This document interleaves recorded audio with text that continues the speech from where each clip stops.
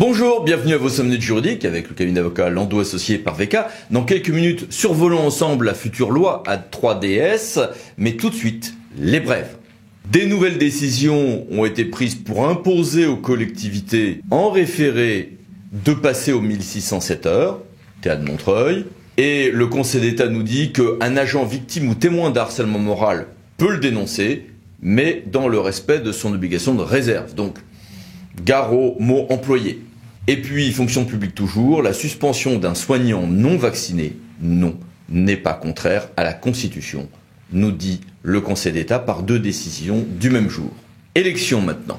Sur les cartes d'électeurs, il va aujourd'hui, contrairement à certains modèles déjà diffusés d'ailleurs, y avoir un QR code, une mention du numéro national d'électeur, et tout ceci faisant un renvoi au site, le QR code électionintérieure.gouv.fr, dont le portail vient d'être lancé.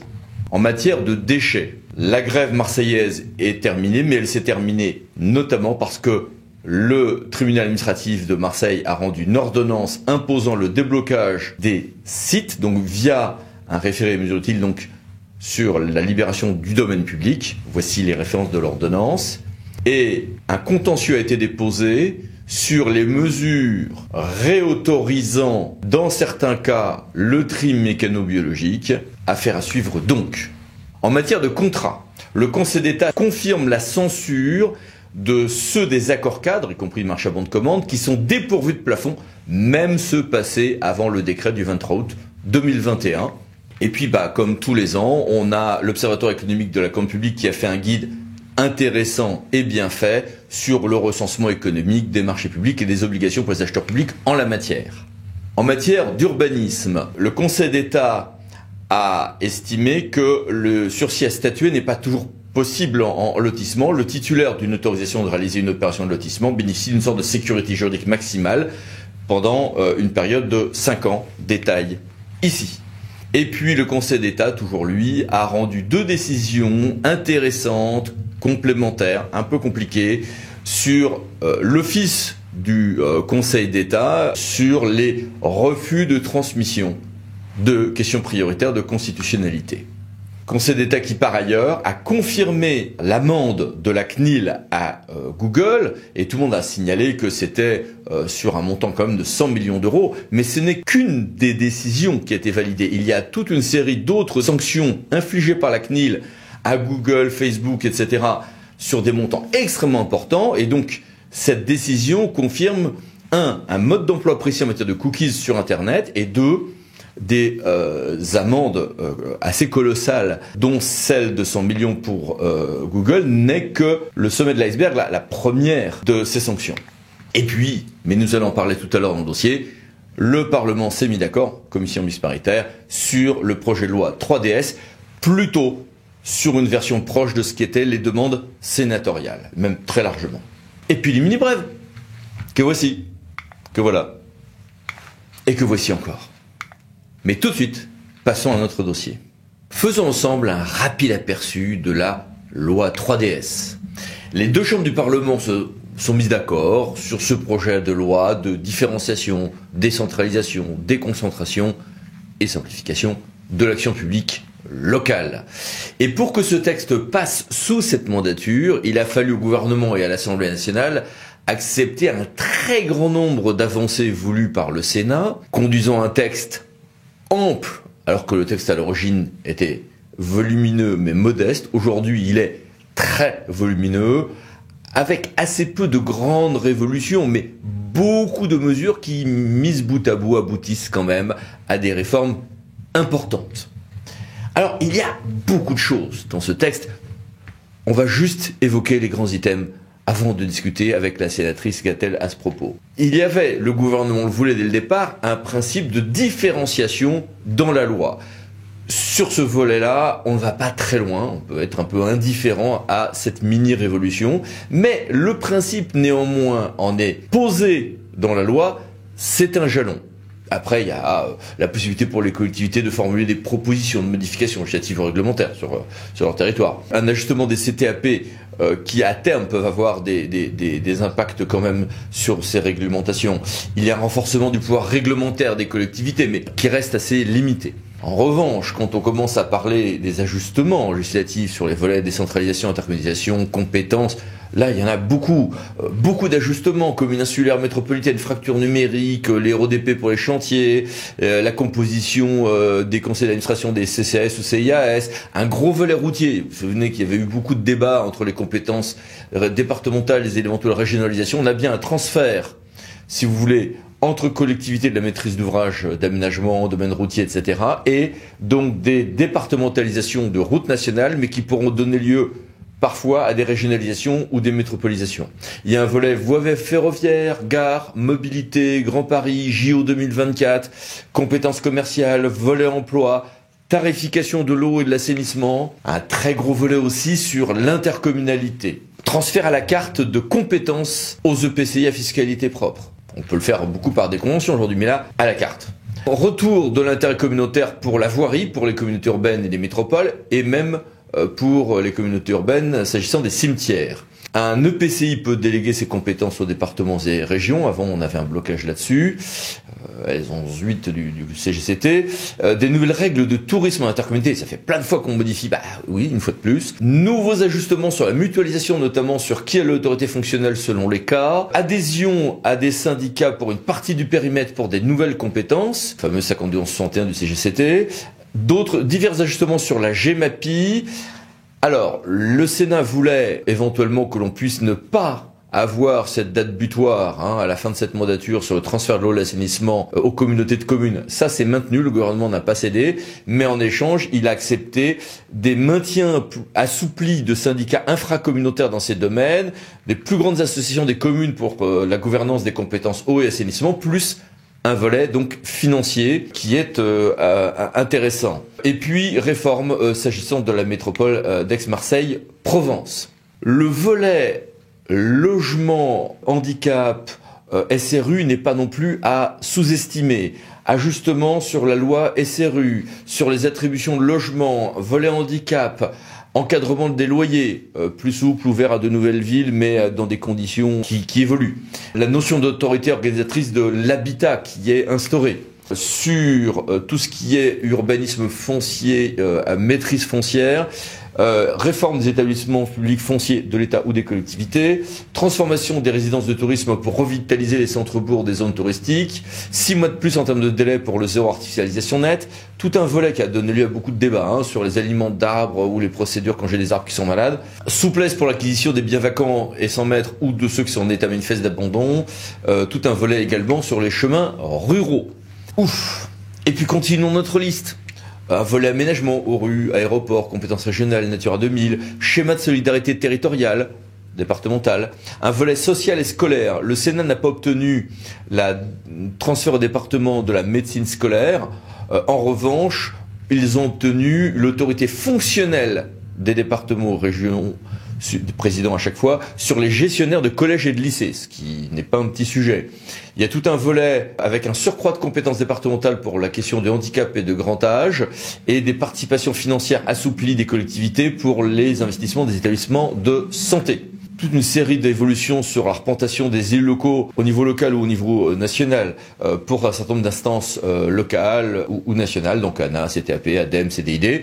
Les préfets, eux, ont quelques pouvoirs sur les agences, enfin dans la représentation dans les agences de l'eau qui évoluent. Il y a un volet de déconcentration qui va pas très loin, mais on a eu tellement de mouvements de déconcentration par toute une série de textes depuis 5 ans que ça clôt le cycle. Il ne faut pas juger ceci qu'à l'aune de cette loi. Recentralisation expérimentale du RSA pour les départements volontaires, sachant qu'il y a déjà quelques endroits, Mayotte, Guyane, où c'est déjà fait, et que la Cour des comptes vient plutôt de s'exprimer contre ce type de recentralisation. Prise illégale d'intérêt et siège dans les organismes extérieurs, de nouvelles souplesses, à la suite des souplesses déjà de la loi sur la confiance en institutions judiciaires sur ce point précis.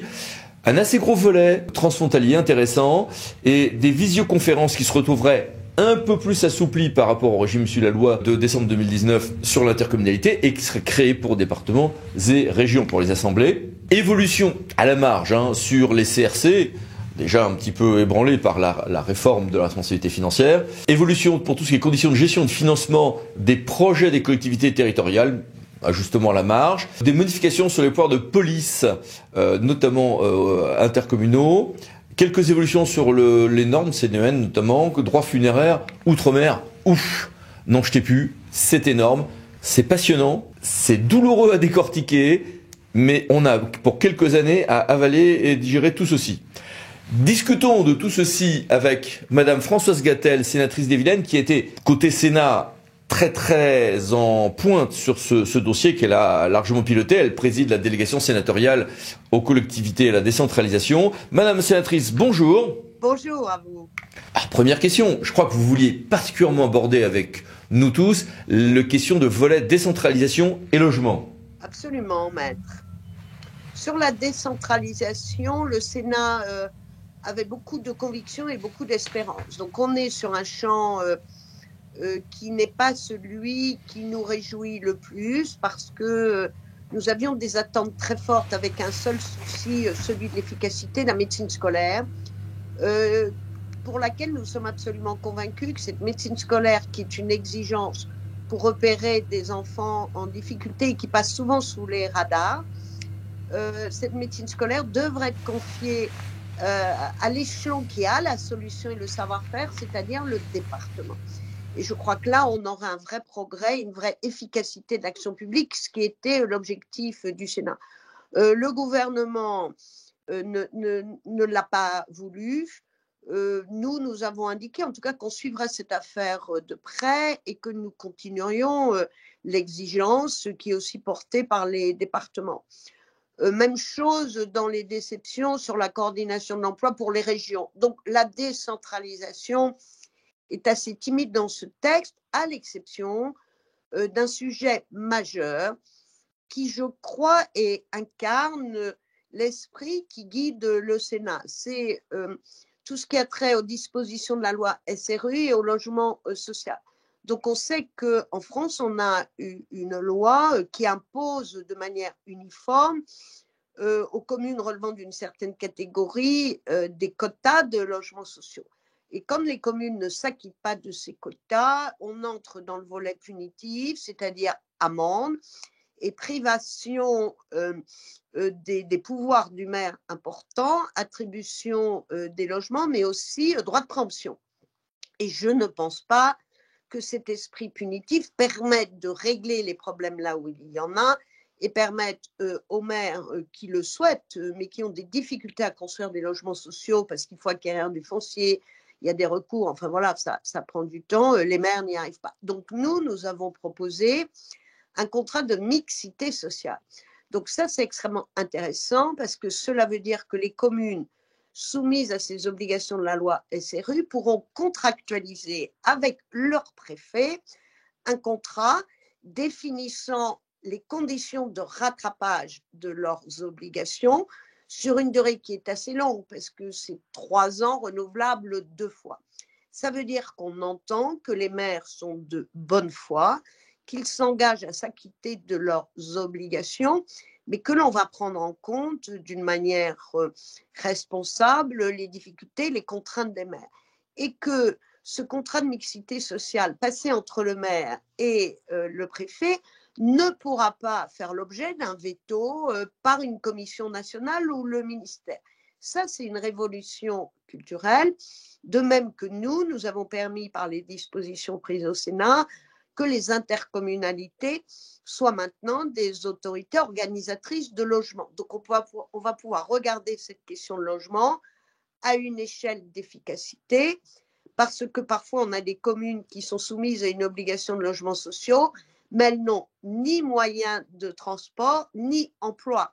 Donc, offrir un logement social à une personne ou lui permettre de se loger doit aussi s'accompagner d'un retour à l'emploi et de solutions de mobilité. Donc, je trouve que là, on a un exemple de réussite sénatoriale, il faut le dire, et d'exigence qui va vraiment dans cet esprit de décentralisation et d'action au très bon niveau, au juste niveau en tout cas, qui est très intéressant.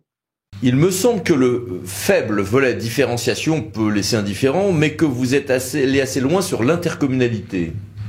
Oui, nous voulions que la différenciation soit un principe qui puisse être utilisé pour l'ensemble des collectivités. Ça n'a pas été possible. Par contre, oui, il y a vraiment là aussi un nouveau regard sur l'intercommunalité, qui est une structure d'une grande utilité, à valeur ajoutée, mais je crois qu'elle a atteint un stade de maturité qui lui permet aujourd'hui de considérer que ce qui parfois pose question, comme la voirie, puisse être réparti après discussion au sein du conseil communautaire entre la métropole et la commune qui, par exemple, veut gérer les nids de poules. Donc la voirie de proximité, c'est ainsi. Et puis, nous permettons aussi une nouvelle évolution de l'intercommunalité. Alors sans doute dans des petites intercos où les communes pourront transférer des compétences facultatives à l'interco qui pourra exercer ces compétences pour quelques communes, exemple la petite enfance ou les compétences scolaires, évitant ainsi des créations de syndicats supplémentaires. Et je pense que c'est une reconnaissance de la valeur de l'interco, puisque les communes viennent demander à l'interco d'agir pour leur compte, et c'est le principe même de l'interco. Il y a aussi un volet EPL et plus largement autres personnes publiques ou privées pouvant donner lieu à prise illégale d'intérêt pour lequel vous avez voulu quelques garanties, je crois. La prise illégale d'intérêt a longtemps concerné l'intérêt personnel et on a vu des interprétations que nous avons qualifiées un peu d'excessives, parce que c'était prise illégale d'intérêt public, intérêt public.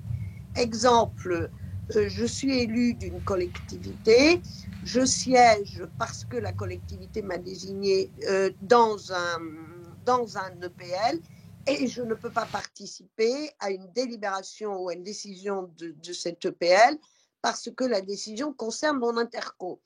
Ce qui était assez ubuesque, puisque je prenais souvent l'exemple des syndicats. Un élu est désigné par sa collectivité pour la représenter dans un syndicat de collecte d'ordures ménagères. L'élu en question participe tout à fait naturellement au vote du taux de la redevance ou de la taxe. Ça ne pose pas de question. Or, dans le dispositif des EPL, ça n'était pas possible et on se retrouvait avec des choses très étonnantes puisqu'il y avait souvent un déficit de quorum parce que tous les élus devaient se retirer. Donc on a renforcé la transparence, il faut le dire, ce qui est une exigence tout à fait entendue, et en même temps on a permis que ces EPL puissent fonctionner, que l'élu puisse exercer les fonctions pour lesquelles il a été désigné par sa collectivité en sécurité et en sérénité. Alors bon, un des sujets très très débattus est celui des éoliennes. Oui, parce que les éoliennes sont un sujet assez hystérique dans les communes, parce qu'il y a des pro-éoliennes et des anti-éoliennes, et le maire se retrouve au carrefour de cette hystérie, responsable de tout et coupable de tout. Donc nous avons voulu sécuriser les choses, rationaliser et protéger le maire. Et donc, dès promulgation de la loi, les communes pourront, par des procédures simplifiées de PLU, dans un règlement, définir des zonages d'éoliens à partir de critères naturellement objectifs, ce qui va sécuriser les maires, ce qui permettra aussi d'associer la population, puisqu'il y aura des enquêtes d'utilité publique et on aura, je crois, juridiquement sécurisé ces installations qui sont aujourd'hui extrêmement difficiles et irrationnelles. Il était temps d'apporter un peu de sécurité, voire de sérénité. Et quels sont les éléments de bilan et de perspective pour l'avenir au lendemain de cette loi ? Je pense, tout le monde l'a dit, que ce n'est pas une grande loi de décentralisation. C'est vrai, la ministre d'ailleurs n'avait pas cet objectif. Je crois que le Sénat lui a donné une sorte de souffle, en tout cas un esprit. On a fait souffler un esprit en faisant de la loi une loi qui permet, qui autorise et qui permet de s'adapter contre un esprit des lois territoriales récentes qui était un esprit très simple, où la loi, elle corsetait, elle obligeait ou elle interdisait. On a vu que ça ne marchait pas. Donc, en quelque sorte, on a ouvert la porte à plus d'oxygène et de respiration. Je pense que maintenant, il faut un peu plus d'audace et un peu plus de souffle, et qu'en même temps, moi, je crois beaucoup que nous ne pourrons avancer que par une révision constitutionnelle, on le sait bien, mais qu'il faut aujourd'hui encourager l'expérimentation, favoriser la différenciation comme on l'a permis. Il y a des champs, encore une fois, le logement, l'intercommunalité sont quand même des révolutions culturelles. Et puis, il faut surtout cultiver l'évaluation et éviter le droit d'exception, ce que nous avons fait en faisant que ce que le gouvernement proposait pour Aix-Marseille-Provence, qui était très justifié, puisse être aussi possible pour l'ensemble des collectivités qui le souhaitent, encore une fois. C'est-à-dire on est vraiment dans le champ des possibles et non pas dans le champ des contraintes et des obligations. Merci Madame la sénatrice et au revoir. Merci beaucoup, maître. Et merci à vous. À bientôt pour une nouvelle vidéo, les 5 minutes juridiques par l'ordre associé pour VK. Pensez à vous abonner. Merci, au revoir.